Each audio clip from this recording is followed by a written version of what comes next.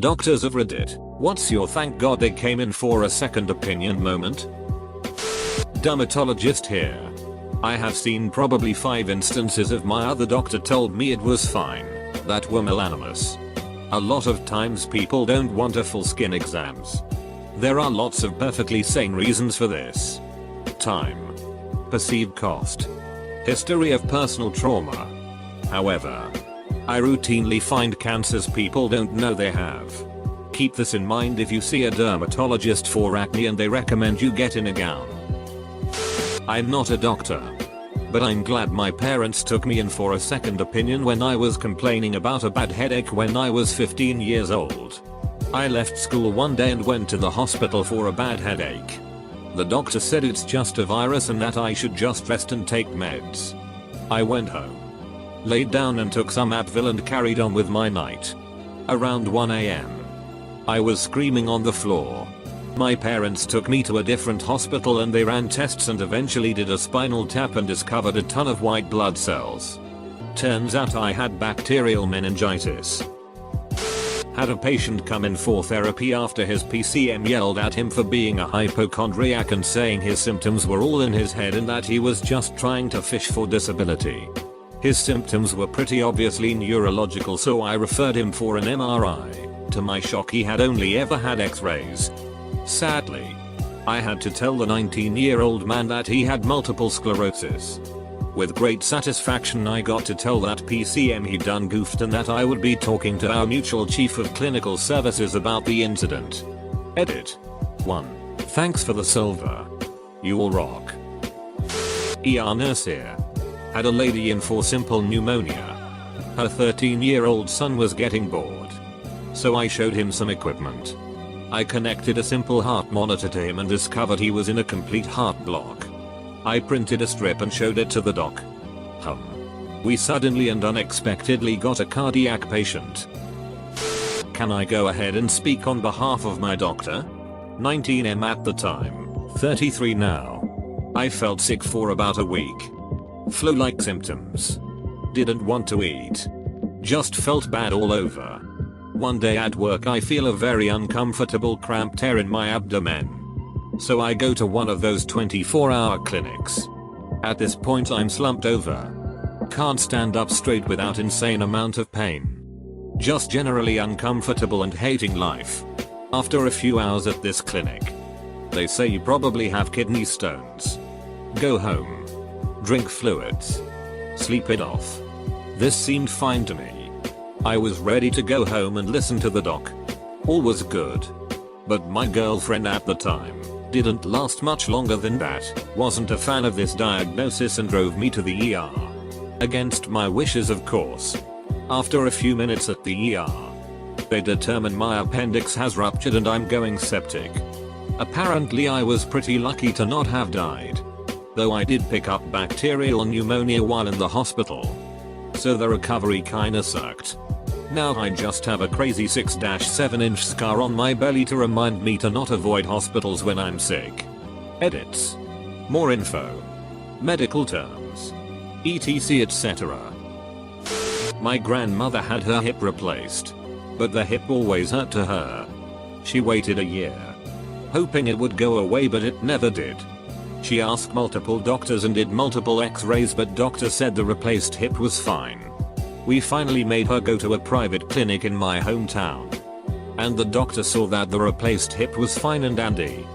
But the bone around it looked like it was a tad bit eaten by bacteria. So the new doc did an operation. And there was so much pus in the leg it was insane. If my grandmother waited any longer, her blood would become infected and she would have died. Thank goodness she went to the clinic. I was like 10 and my parents took me to the doctor cause I thought I broke my leg skateboarding. He said it was a 3rd degree sprain, told me I'd be fine. I pointed out lines in the x-ray and he said they were nothing. I somehow convinced my mom to take me somewhere else and they confirmed I had multiple hairline fractures in my growth plate. Wife went to ER for pain in her pelvic region. Ultrasound showed a mass. Probably an ovarian cyst, they said. It will pop in time. Leave it alone. Went to THDR about a week later. Had a surgery to pull it out maybe a month later. Did a biopsy on the mass. It was ovarian cancer. She is now cancer free, but WTF. I got a moderate traumatic brain injury in October, and the week after I got home from the hospital I wasn't acting like myself, was refusing to eat, and just didn't make much sense. My mom called the doctor a few times. They said it was normal but to take me in if anything changed. She took me in on the Saturday a week later because I started slurring my speech and was unsteady on my feet.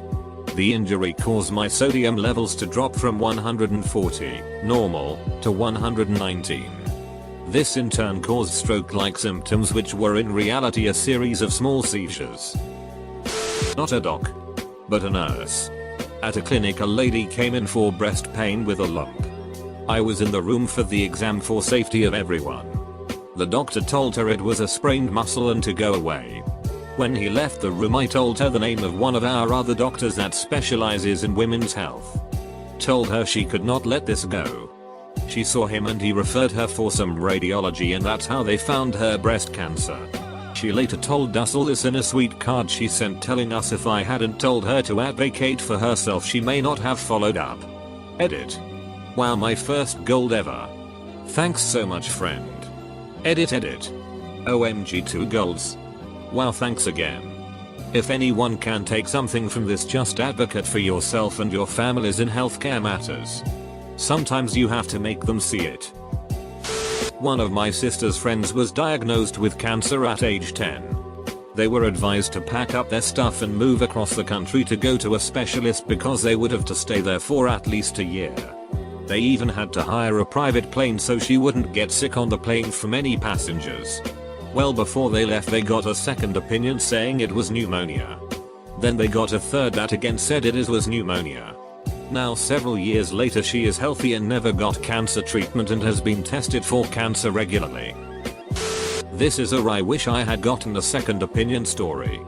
I had a doctor in high school who was unconcerned when I suddenly developed vertical double vision, which was freaking out everyone in emergency.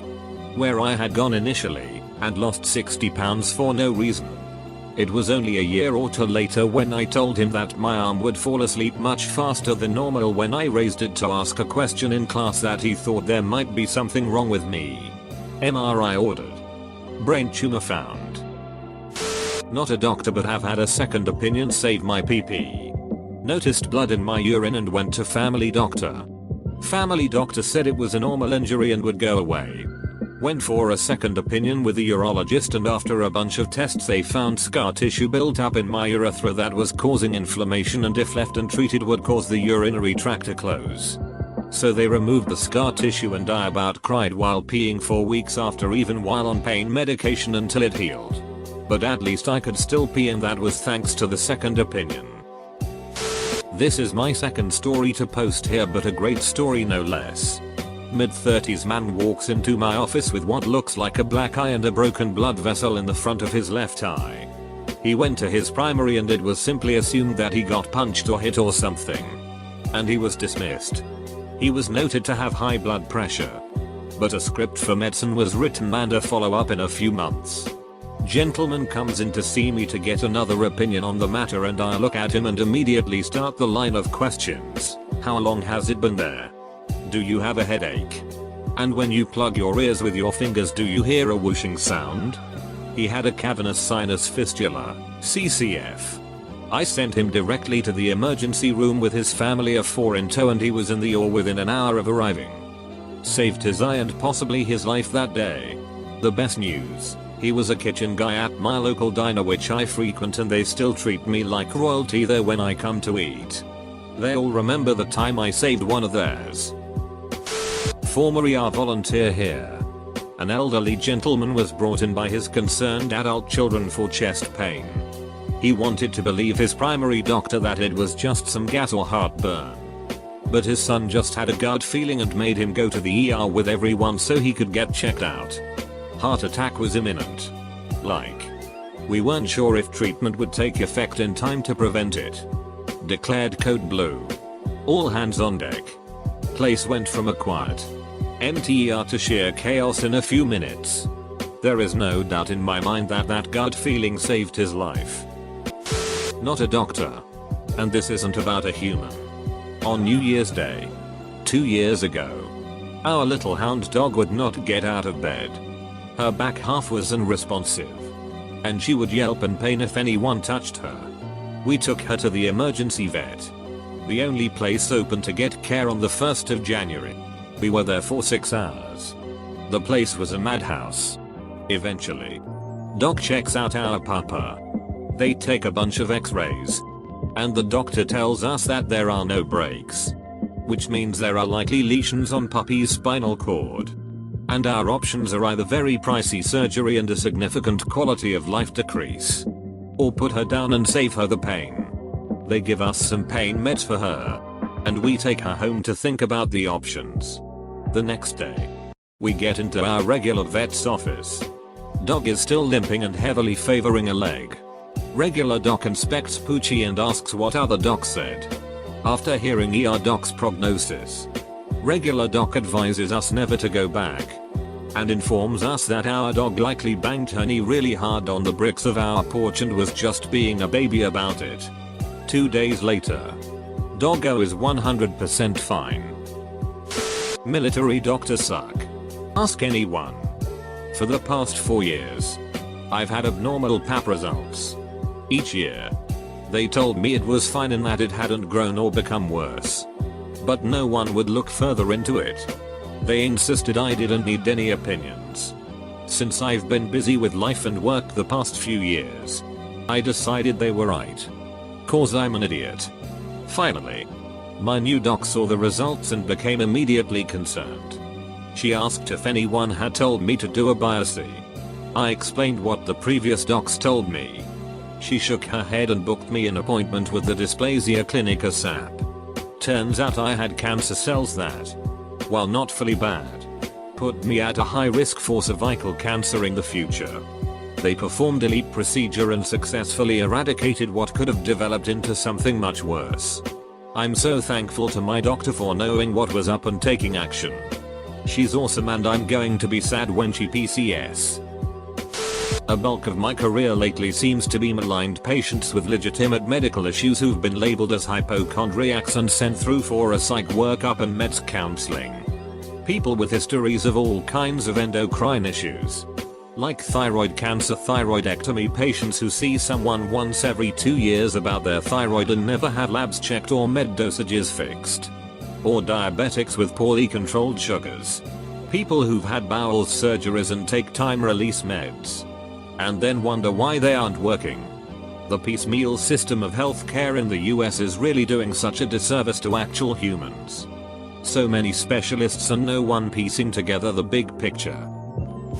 This woman came in through the emergency room with a chest pain. She visited her GP 2 times already, Monday, Wednesday.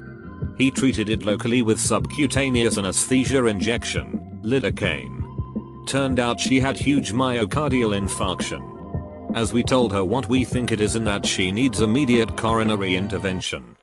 The stress caused further contraction of the closed coronary vessel and she had asystole right there.